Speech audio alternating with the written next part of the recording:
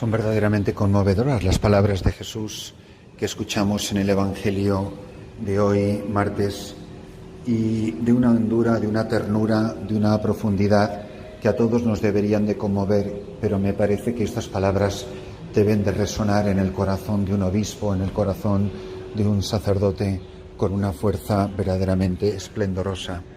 Dice que al ver a las gentes se compadecía de ellas porque estaban extenuadas y abandonadas, como ovejas que no tienen pastor. Entonces dijo a sus discípulos: la mies es abundante, pero los trabajadores son pocos. Rogad pues al dueño de la mies que mande trabajadores a la mies.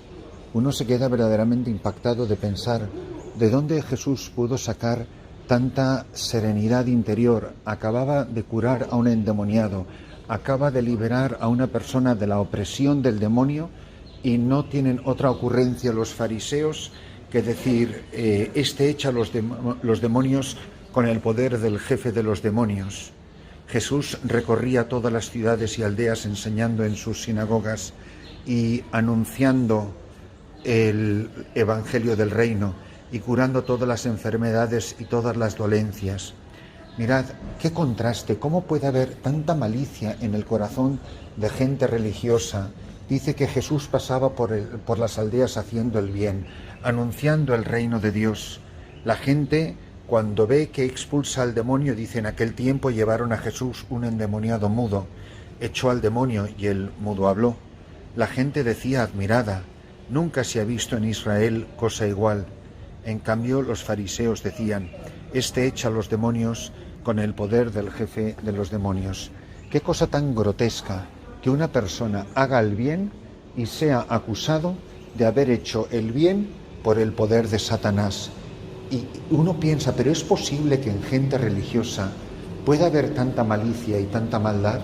Ahora, cuando nos miramos a nosotros mismos, los católicos, cuando nos miramos a nosotros mismos, los sacerdotes, los religiosos, los cristianos comprometidos, y vemos cómo nos comportamos a veces, uno diría que después de 2000 años a lo mejor las cosas ni siquiera han cambiado tanto.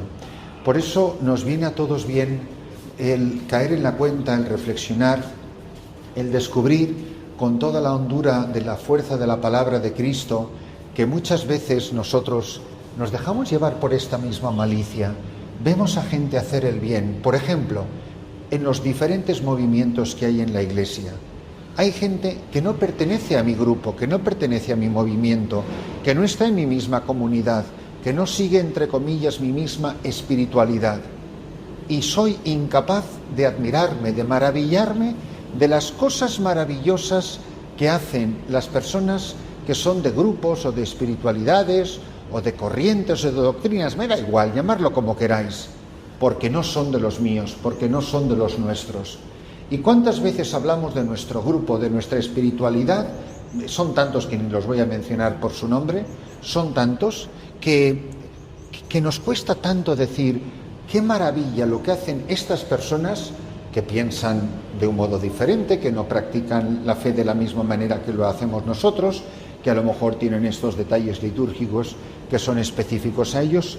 Vemos los frutos incuestionables de cientos de personas o de algunas personas solo que se han acercado a Jesús, que se han apartado del pecado, que han tenido un encuentro con Cristo, que están recibiendo los sacramentos, oran, escuchan la palabra de Dios, sirven a los hermanos, se acercan a los enfermos y a los pobres, pero no son de mi grupo y no soy capaz de alegrarme. No me parece que el Espíritu del Señor esté con ellos porque no hacen las cosas como a mí me gustan o a mi manera o a mi estilo.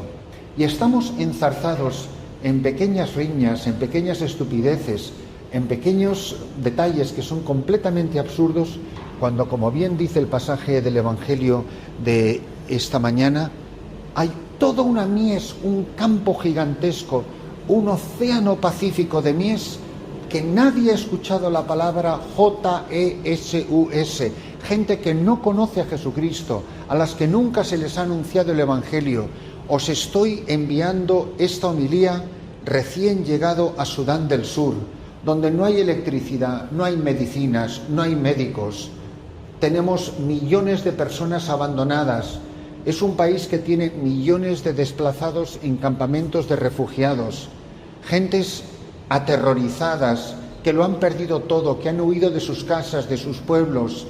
Aquí tenemos refugiados en Uganda, tenemos refugiados en el Congo, tenemos refugiados internos, tenemos refugiados en la República Centroafricana, tenemos refugiados en Kenia y en Etiopía. Es un país cuya la mitad de la población está en la diáspora.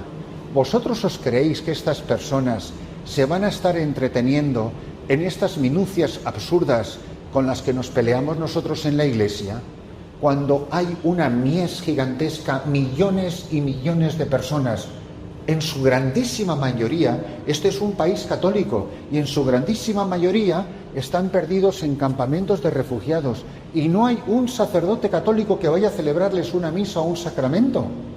¿Dónde están perdidos los sacerdotes? No tengo ni la menor idea, pero yo siempre pienso, ¿por qué no vienen cientos y cientos de sacerdotes, cientos y cientos de sacerdotes diocesanos? ¿Por qué no vienen a celebrar los sacramentos? ¿Por qué no vienen a evangelizar a tierras de misión?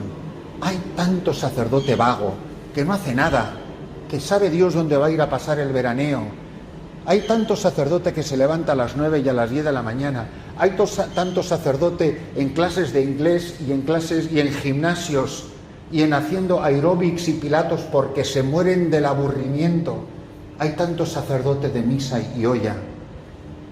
Y si alguien se siente confundido o perplejo o que estoy juzgando, por favor, leed la carta de San Francisco Javier a San Ignacio de Loyola el 3 de diciembre, el día de su fiesta, en el oficio de lecturas del oficio divino, y no creo que diga cosas muy diferentes de las mías, de la gente que está malgastando su vida en la Universidad de París, de tantas personas que están malgastando sus vidas, y quisiera ir a París y quisiera ir a la Sorbona como hombre que ha perdido el juicio para decirle: ¿en qué os entretenéis cuando hay millones de personas, dice él, que van camino del infierno porque nadie les ha anunciado el Evangelio? Bueno, yo no sé si las personas de las que os estoy hablando van exactamente camino del infierno, pero de lo que sí estoy profundamente convencido es que todas esas personas que nosotros conocemos y que sabemos que existen y que no reciben el Evangelio y que no van a recibir el bautismo, que no van a recibir el anuncio de la buena noticia ni el anuncio del reino, porque no hay quien quiera ir. Y veo, por ejemplo, tantos sacerdotes, y conozco unos cuantos que podría citar por nombre, que quieren ir y se lo están rogando y rogando y rogando a sus obispos. Y los obispos: ya veremos, no tenemos suficientes sacerdotes, es que la cosa está fatal, lo vamos hablando, a ver si viene, a ver el verano que viene, y pasa un año y otro año. Pero ese obispo ha pensado la gente que se va a morir en ese año que le va a hacer esperar a ese pobre cura que quiere irse a misiones, la cantidad de personas que van a morir sin sacramentos porque le hace esperar y esperar y esperar y esperar. Es una vergüenza. No, pues tenemos una magnífica oportunidad, la que el Señor nos ofrece, para descubrir este grito de Jesús: rogad al dueño de la mies que envíe obreros a su mies. La mies es mucha y los obreros son pocos. Jesucristo es el pastor y Él es el que hace el plan pastoral.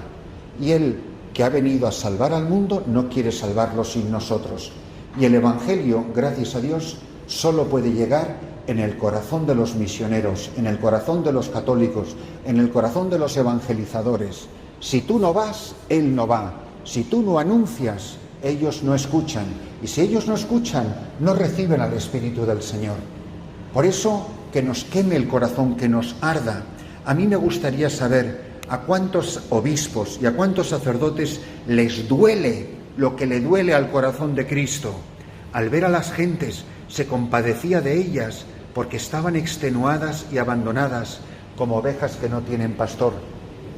¿Cómo un sacerdote puede saber que hay millones de personas que están esperando el agua fresca del Evangelio, que están esperando los sacramentos que les van a abrir las puertas del cielo, las puertas de la salvación eterna, y no se les mueve nada en el corazón? Ponen cualquier estúpida y absurda excusa para no dar un paso al frente y decir: heme aquí, Señor, envíame. ¿A quién enviaré? Aquí estoy. Habla, Señor, que tu siervo escucha. aquí estoy, Señor, porque me has llamado. Qué maravilla es cuando hay miles de hombres y mujeres que están dispuestos a ir a lejanas tierras, a sufrir todas las inclemencias necesarias en multitud de penurias, de sufrimientos, de sacrificio, de vida dura, de vida austera, de carencia de todas las comodidades, pero el gozo que no te puede quitar nadie de saber que alguien ha conocido el amor de Dios, de que alguien ha conocido a Jesucristo porque te ha conocido a ti.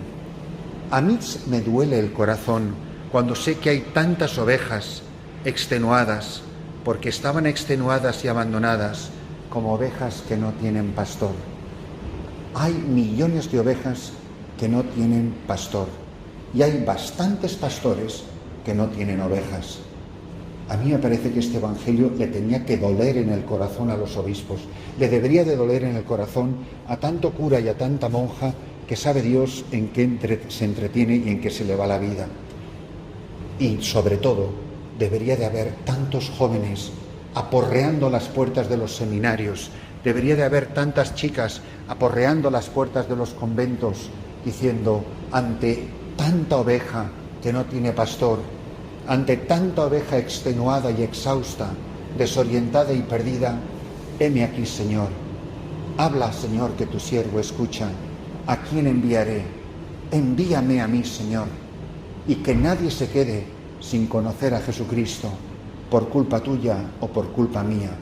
Y les digo a los obispos, sacudid el corazón de vuestros sacerdotes y decidles, quiero mandar sacerdotes, os quiero mandar a tierras lejanas, a tierras pobres, a tierras necesitadas, a tierras sufridas, porque no puedo dormir por la noche pensando que yo tengo los sacerdotes que necesitan en aquellos lugares, en el corazón de los lugares más necesitados, en campamentos de refugiados, en zonas desérticas, en países de misión, en la selva, por ejemplo, donde estoy yo, y donde las necesidades son tan espantosas. Benditos nosotros si sabemos decir hoy, al escuchar esta palabra, que no pasemos indiferentes, que nos sacuda el corazón. Heme aquí, Señor. Habla, Señor, que tu siervo escucha.